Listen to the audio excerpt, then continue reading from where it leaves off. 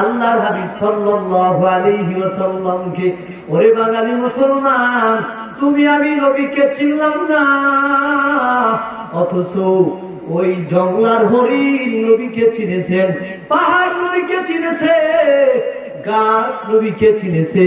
আলী রাদিয়াল্লাহু তাআলা আনহু বলে, আমি একদিন নবীর সাথে মক্কার গলিতে রওনা দিলাম, আমি আমার সাথে নবী, আমি দেখলাম ওই পাহাড়ের মাঝখানে যত পাথর আর যত গাছ আছে, এই গাছগুলো শব্দ করতেছে, লাব্বাইক ইয়া রাসূলুল্লাহ, লাব্বাইক ইয়া রাসূলুল্লাহ। হযরত আলী সহ সাহাবায়ে কেরাম একদিন জঙ্গলের মধ্য দিয়ে রওনা করলেন, আশেপাশ দিয়ে নবীকে সালাম দেয়, নবী গো, আশেপাশে তো কোনো মানুষ দেখি না, আপনাকে কে সালাম দেয়? সাহাবায়ে কেরামদেরকে নবী বললেন, ওগো সাহাবী, আমি শুধু মানুষের নবী না, আমি জঙ্গলার হিংস্র জন্তু সব গোটা মাখলুকাতের জন্য নবী। ঠিক নেই? আল্লাহ নবীকে চিনেছে খেজুর গাছ, মরা খেজুর গাছ নবীকে চিনেছে। একটা খেজুর গাছ যদি মাথা কেটে দেওয়া হয়, সেই খেজুর গাছটি মরে যায়। আল্লাহর হাবিব সাল্লাল্লাহু আলাইহি ওয়াসাল্লাম 622 খ্রিস্টাব্দ তথা হিজরিতে তিনি মদিনায় যান। মদিনায় যাওয়ার পর নবী একটা খেজুর গাছের খুঁটির সাথে হেলান দিয়ে দীর্ঘ 8 বছর তিনি খুতবা দিলেন। দীর্ঘ 8 বছর পরে একজন আনসারী সাহাবী তিনি বললেন, ওগো নবীজি, আমরা চাই আপনার জন্য ভালো মানের একটা মিম্বার বানিয়ে দিতে। নবী বললেন, ঠিক আছে দাও। নবীর অনুমতি ক্রমে ওই আনসারী মহিলা সাহাবী তার ছেলেকে দিয়ে 3 তাকওয়ালা উন্নত মানের একটা মেম্বার নিয়ে আসলেন। নবীজি জুমার দিন ওই মেম্বার খানাকে জুমার দিন রাখলেন। এই দীর্ঘ 8 বছর যেই খেজুর গাছের খুঁটির সাথে হেলান দিয়া খুতবা দিলেন, ওই টুকরাটাকে নবী মেহরাবের দিকে সরায় রাখলেন। নতুন মেম্বারের উপর নবী দাঁড়িয়ে খুতবা দিবেন। এমন সময় দেখা গেল ওই মরা খেজুর টুকরাটা মানুষের মতো হাউমাউ করে কাঁদতে লাগল। ওগো নবীজি, কান্না করতেছে, কান্না করতেছে।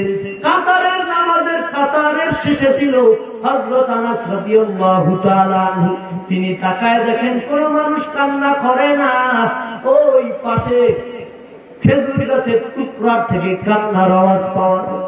নবী নতুন মেম্বার থেকে নেমে ওই খেজুর গাছের টুকরার কাছে গেলেন। তুমি কেন কান্না করো? বলে, ওগো নবীজি, দীর্ঘ 8 বছর আপনি আমার সাথে পিঠ লাগাইয়া খুতবা দিলেন, আজকে আপনি নতুন মেম্বার বানানোর পর আর আমাকে আপনি সরাই দিলেন। আমার এই অংশের সাথে আপনার পিঠ মোবারক লাগবে না, এই কষ্ট আমি সহ্য করতে পারি না। বলে, ওগো খেজুর টুকরা, আমি কি তোমার জন্য দোয়া করব? তুমি কি চাও আমি তোমার জন্য দোয়া করি? তুমি জীবিত হয়ে যাবে, তোমার ভিতর আবার খেজুর আসবে, হাজিরা তোমার থেকে খেজুর খাবে, তুমি কি তা চাও? তিনি বলতেছেন, ওগো নবী, আমি এটা চাই না, আমি চাই যেন আপনি আমাকে মানুষের মতো জানাজা পড়ায়া আপনি আমাকে দাফন করে দিবেন। এ তো আমার হবে না। আমি চাই হাসরের ময়দানে, কিয়ামতের ময়দানে ফয়সালা হওয়ার পর আমি আপনার সাথে চিরস্থায়ী জান্নাতি হতে চাই। আল্লাহ তাআলা তার দোয়া কবুল করে নিলেন। নবী দোয়া করলেন, এখন থেকে সেই উস্তুনে হান্নান খেজুর গাছের টুকরাটা নবীর সাথে জান্নাতে থাকবে। আজকে একটা মরা খেজুর গাছের টুকরা নবীকে চিনল।